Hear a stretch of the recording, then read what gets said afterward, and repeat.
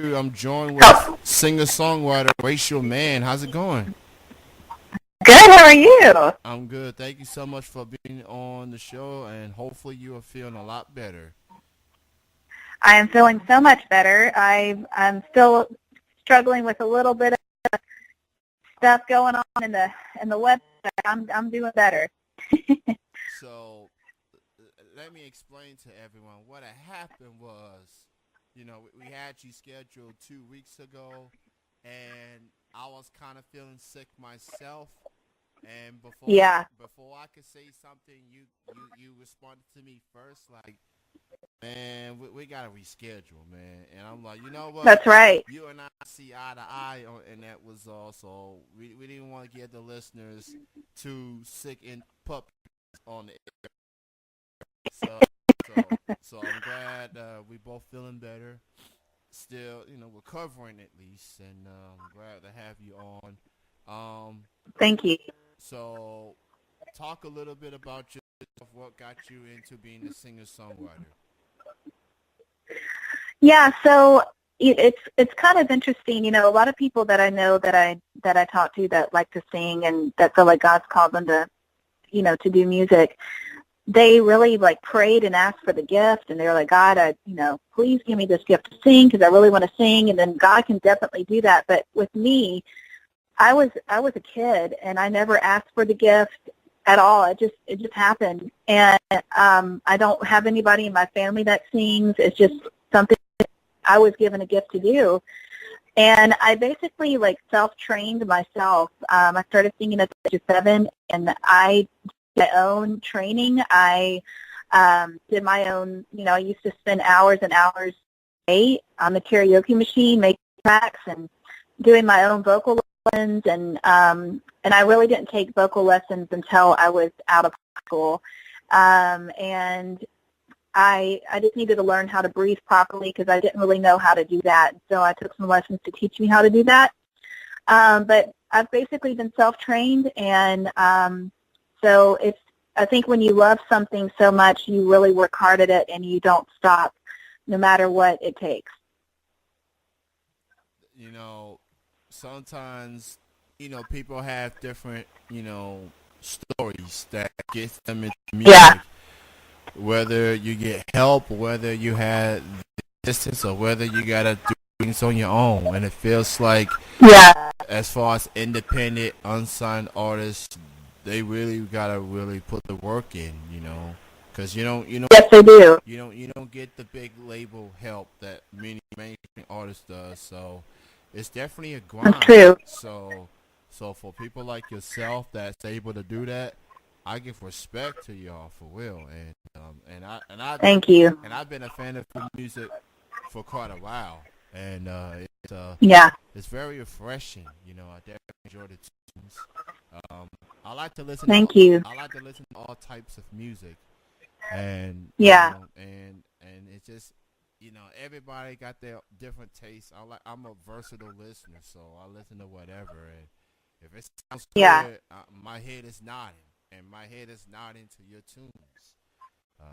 So it's pretty yeah. cool. So you got Thank you. Yeah. Oh, you go ahead. No, I was just going to say thank you, and that I completely agree with you. I mean, I'm the same way. If it sounds good and the beats are good, and I feel like I can listen to it in my car, like I'm right there with you. Well said. Well said. So, you released a song, some music recently. I want to talk about this Christmas song, First Noel. Yeah. What was it like recording that song? Well, that was really cool. I recorded that in Nashville. I have the 2 songs that are kind of that I've been promoting a lot recently were produced by Matthew Barnett. He's music, and he's really good, like really good. And he has a friend named Dwayne who does writing, and he has a lot of the ideas and stuff like that. So, Dwayne, me, and Matthew got together, and we just started thinking of some ideas. And we were like, first of all, we're like, we really want to do a Christmas song because we didn't have a Christmas song, and I was like, I would love to do one. and Dwayne was like, you know what, I have this really cool idea if we did the First Noel, if we added a new twist to it. So that song, The First Noel, it's like the traditional First Noel, but it has a little bit of an R&B sound to it, but then we added our own part, wrote our own little part. And it's not the traditional First Noel that you're used to. But I started working with them, and then we ended up making a music video for it, and everything just fell into place. To this day, like, one of my favorite songs I've ever recorded. R&B side to it. I like the sound of that.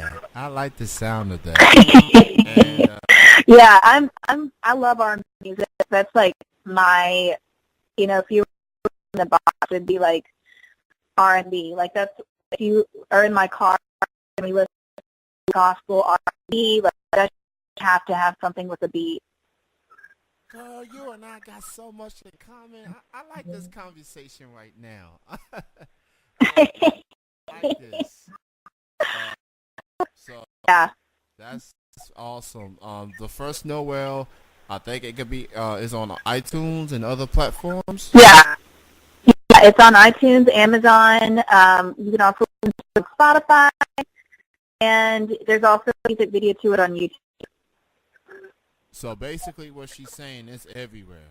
And since It's everywhere. Is in the holidays, if you're looking for a gift for someone or just something for yourself, go buy the record, put it in your car, put it on your phone, your playlist or whatever, Spotify. I'm starting to become more active with Spotify. And just so you know, I played the 2 songs earlier.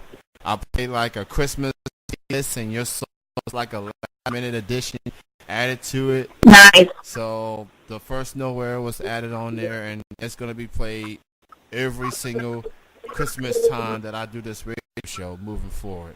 Aww. Thank you so much. That means so much to me, and that's awesome. It's awesome. I just want people to hear it, and I just love it to get out there, and honestly, that means the world. Absolutely. And I want to talk about this other song you did, What Kind of Love. Talk about that record. What was it like recording that one? Yeah, that one was cool too. It was with the same guys, Matthew Barnett and Dwayne Patterson. We all recorded that in Nashville. We started getting together because I do a lot of Christian music, so like we wanted to write a song that talked about God's love and what kind of love is this that God loves us so much, and that He sent His Son for us, and we wanted to write a song about that. It said, hey, what kind of love is this? And it's kind of like, wow, it's amazing to me that we're actually loved by God. And the cool thing about that one is when that song came out and we were done with it, we met with a nonprofit organization called Humility that actually help with human trafficking that's going on. And we told them, we talked to them, and we set up a partnership that whenever the song is bought online, we have to, once it reaches a certain amount, we're getting 50% of the proceeds to Humility to help with human trafficking. So it's like a one-on-one partnership. What kind of love, and talking about like helping those that are truly in need, which are those people on the human trafficking side. Definitely, for sure. So you live in Nashville, and Nashville is obviously known for country music. Right. You, on the other hand, you more a gospel artist. Yes. So as an artist, that's totally different from the usual country music. How would you describe the support you get from a city that's mostly known for country music? That's a really good question. So the cool thing about Nashville is it's also the hub for the music industry too. It's definitely more country. You go down Broadway and everybody's singing a honky tonk like that. And I can sing country now. I grew up in Alabama. I can definitely sing country. If you got me in a place where I could sing country, I could definitely do it. I'm very versatile. But my heart is more the gospel R&B side. So But there is a huge market for that in Nashville, which is really cool because a lot of the Christian artists that you listen to on the radio that you know about, they all live in Nashville. And so there's definitely a market for it. But, at the same time, if I were to go sing downtown somewhere, I probably wouldn't start singing an R&B song. I would have to cater to what people are used to and sing something country.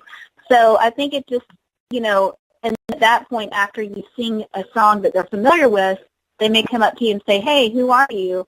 And then you have a business card and actually get your real music out there to them. It definitely could be challenging for a lot of people. And, but in the end, Nashville is like most big name cities. They like music in general.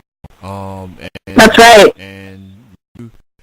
And I've interviewed many of Nashville-based artists, and it's not just all country. I've interviewed R&B, I've interviewed hip-hop artists, and they recognize music for the most part. And, and if you're good, they're gonna love you. They're gonna embrace you. That's right. So, and you're good. That's right. You're very, very good. Thank you. So, what else do you have in store for the remainder of 2017, and what you got coming up in 2018 that people need to check out? So the remainder of 2017, honestly, I'm going to be spending time with my family, and like if a door opens somewhere, and I do acting work too. So if there's an acting door that opens, yeah, I'll take it if I feel like it's something I should do. But honestly, at the end of this year, I'm going to spend a lot of time with my family, just because it's Christmas and I just want to enjoy my family. But next year, I know there's a lot of things in store. I'm working on some things. I'm working on some ways to get what kind of love out there to radio stations throughout the world. And that's something I actually just talked to somebody on the phone about this past week. So I'm really excited about that. And two, I'm planning on going on a mission in 2018 to Ireland. And I'm really excited about that, and I'm currently in the process of raising money for that. So there's a lot in store, and the cool thing about just music in general and just life is that there's always an open door somewhere. You just have to, is that door I want to walk through, or is that door I don't want to walk through? So, there's a lot coming up, for sure. So what's the link for people to go to learn more info on this mission trip? About the mission trip? Yeah. What's the link for people? So there's two places for people to go to. There's my website, which is rachelmann.org, and it's RACHALMANN.org. You could also go to globalventures.tv/give.